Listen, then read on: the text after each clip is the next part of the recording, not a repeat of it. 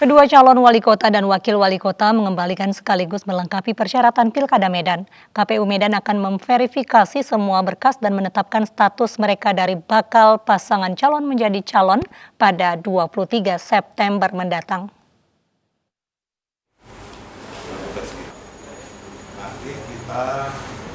Kedatangan tim Ahyar Salman ini diterima seluruh komisioner KPU Kota Medan. Berkas dokumen persyaratan calon yang sudah dilengkapi kemudian diserahkan kepada Ketua KPU Kota Medan, Agusya Ramadhani Damani. Nah, kita berharap bahwa persyaratan yang kemarin menjadi perbaikan sudah bisa kita perbaiki sebagaimana waktu yang telah ditentukan pada hari ini. Sementara berkas dokumen perbaikan persyaratan bakal pasangan calon wali kota Medan Bobi Nasution Aulia Rahman sore tadi akhirnya diserahkan oleh LO atau penghubung dua bakal pasangan calon yang diusung 8 partai politik tersebut. Perbaikan dokumen itu yang kurang ada berkas tanda terima LHKPN Pak Bobi. Kebetulan kan kemarin tanda terima LHKPN-nya kan belum keluar karena baru pertama kali mendaftar LHKPN. Kemudian Pak Aulia itu ada berkas tanda terima surat pengunduran diri dari DPRD. Ada 5 item berkas dokumen persyaratan calon yang diserahkan pihak penghubung bakal pasangan calon Bobi Aulia ke KPU Kota Medan untuk kembali diperiksa dan diteliti pihak KPU Medan. Artinya KPU Medan sudah menerima dokumen perbaikan tersebut dan selanjutnya kita akan publikasi nih, dokumen syarat perbaikan ini publik dan kemudian kita melakukan penelitian kembali terhadap dokumen syarat perbaikan tentang kelengkapan keabsahannya. KPU Kota Medan akan verifikasi semua berkas dari hari ini hingga 22 September mendatang. KPU Kota Medan akan menetapkan status kedua bakal pasangan calon menjadi calon peserta Pilwakot Medan 2020 pada 23 September mendatang. Dari Medan, Said Ilham, iNews melaporkan. Sebelumnya pemirsa, pasangan Gibran Rakabuming Raka Teguh Prakosa dan Bagio Wahyono FX Suparjo sudah melengkapi berkas mereka sebagai bakal calon wali kota dan wakil wali kota Surakarta. Saat ini KPU memverifikasi berkas para kandidat sebelum ditetapkan sebagai pasangan calon peserta pilkada.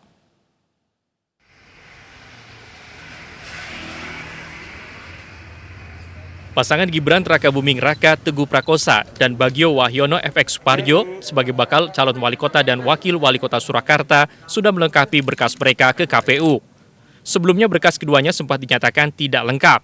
Pihak KPU Kota Surakarta menyatakan saat ini KPU sedang memverifikasi berkas para kandidat sebelum ditetapkan sebagai pasangan calon peserta pilkada. Sebelumnya KPU mewajibkan syarat yang harus dilengkapi Teguh Prakosa adalah surat keterangan tidak sedang pilot dan surat pengunduran diri dari DPRD Solo.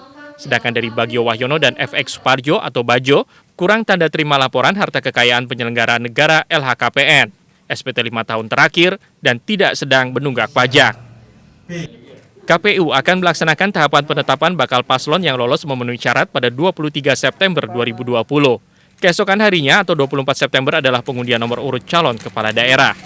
Tim Liputan iNews melaporkan. Pemirsa, Andi Mirza Ryogi Idris dinyatakan tidak lolos pencalonan sebagai calon wakil bupati pada Pilkada 2020. KPU Sulawesi Selatan memberi kesempatan partai pengusung segera mengajukan pengganti Andi Mirza Ryogi yang positif narkoba. Ketua Komisi Pemilihan Umum Sulawesi Selatan mengembalikan berkas salah satu calon wakil bupati di Kabupaten Baru, Andi Mirza Ryogi, setelah dinyatakan positif narkoba. KPU Sulsel menegaskan, Andi Mirza gagal tes kesehatan jasmani dan rohani serta bebas narkoba. Pihaknya meminta KPU Kabupaten Baru berkoordinasi dengan partai pengusung agar dalam 3 hari mengganti Andi Mirza Ryogi sebagai bakal calon wakil bupati di Pilkada Kabupaten Baru.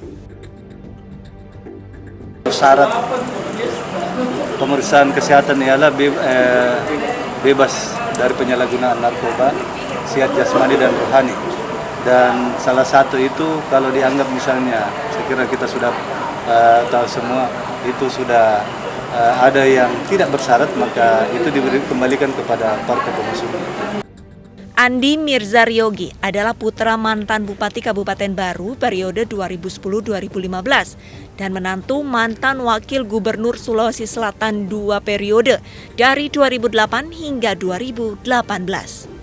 Dari Makassar, Leo Muhammad Nur, iNews melaporkan.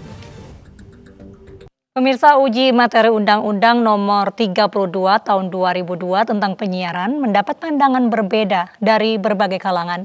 Namun, dukungan terus mengalir di tengah pro kontra. DPR akan mengikuti putusan Mahkamah Konstitusi terkait uji materi Undang-Undang Penyiaran yang diajukan RCTI dan iNews.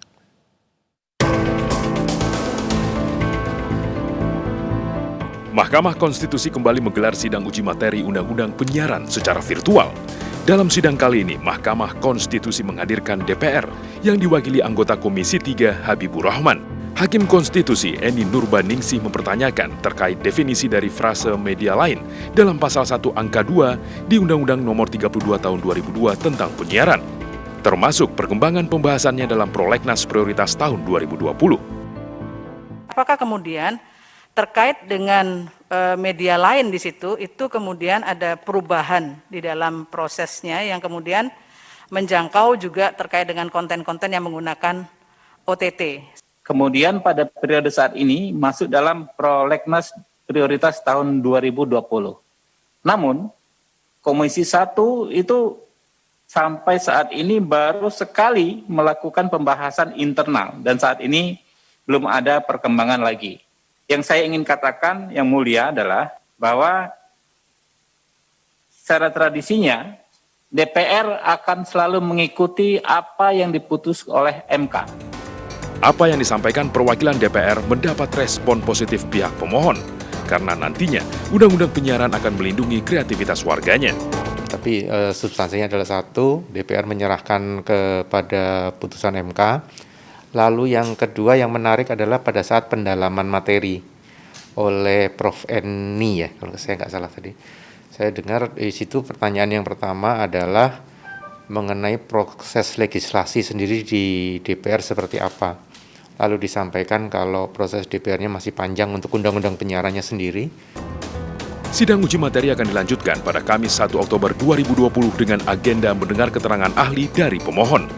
Tim Liputan iNews melaporkan.